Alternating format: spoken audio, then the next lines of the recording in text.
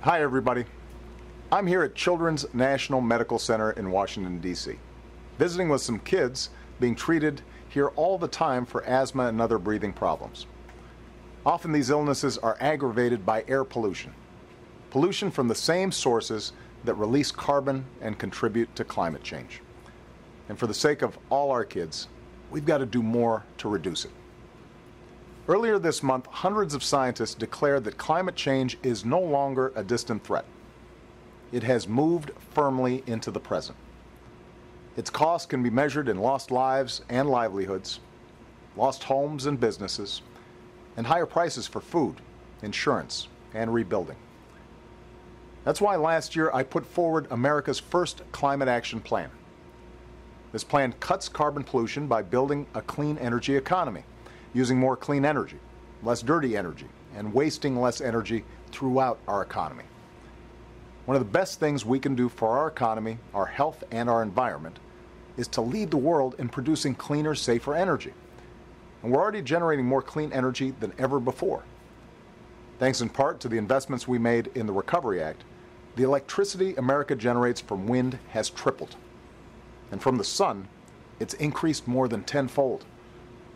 In fact, every 4 minutes, another American home or business goes solar. And every panel is pounded into place by a worker whose job cannot be shipped overseas. We're wasting less energy, too. We've doubled down how far our cars and trucks will go on a gallon of gas by the middle of the next decade, saving you money at the pump. And we're helping families and businesses save billions with more efficient homes, buildings, and appliances. This strategy has created jobs, grown our economy, and helped make America more energy independent than we've been in decades, all while holding our carbon emissions to levels not seen in about 20 years. It's a good start, but for the sake of our children, we have to do more. This week, we will. Today, about 40% of America's carbon pollution comes from power plants. But right now, there are no national limits to the amount of carbon pollution that existing plants can pump into the air we breathe. None. We limit the amount of toxic chemicals like mercury, sulfur, and arsenic that power plants put in our air and water, but they can dump unlimited amounts of carbon pollution into the air.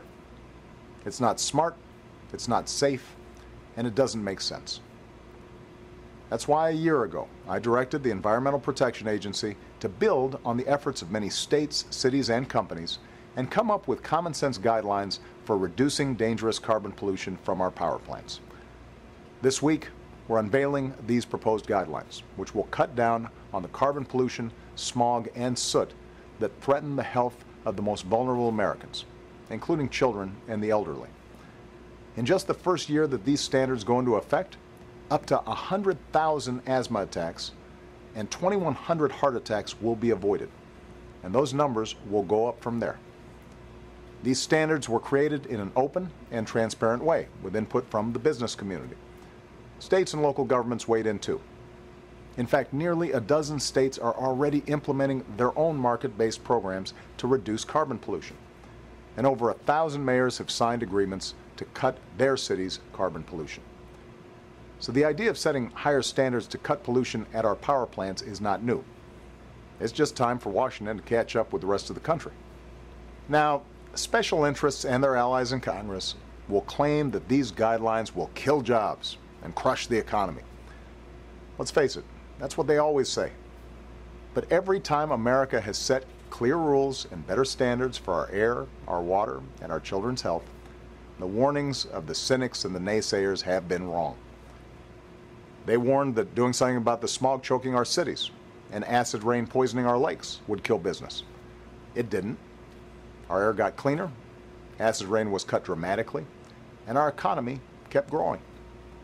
These excuses for inaction somehow suggest a lack of faith in American businesses and American ingenuity. The truth is, when we ask our workers and businesses to innovate, they do. When we raise the bar, they meet it. When we restricted cancer-causing chemicals and plastics and leaded fuel in our cars, American chemists came up with better substitutes. When we phased out the gases that depleted the ozone layer, American workers built better refrigerators and air conditioners. The fuel standards we put in place a few years ago didn't cripple automakers. The American auto industry retooled, and today they're selling the best cars in the world with more hybrids, plug-in, and fuel-efficient models to choose from than ever before. In America, we don't have to choose between the health of our economy and the health of our children. The old rules may say we can't protect our environment and promote economic growth at the same time, but in America, we've always used new technology to break the old rules. As president and as a parent, I refuse to condemn our children to a planet that's beyond fixing. The shift to a cleaner energy economy won't happen overnight, and it will require tough choices along the way. But a low-carbon, clean energy economy can be an engine of growth for decades to come. America will build that engine. America will build the future. A future that's cleaner, more prosperous, and full of good jobs. A future where we can look our kids in the eye and tell them we did our part to leave them a safer, more stable world. Thanks, and have a great weekend.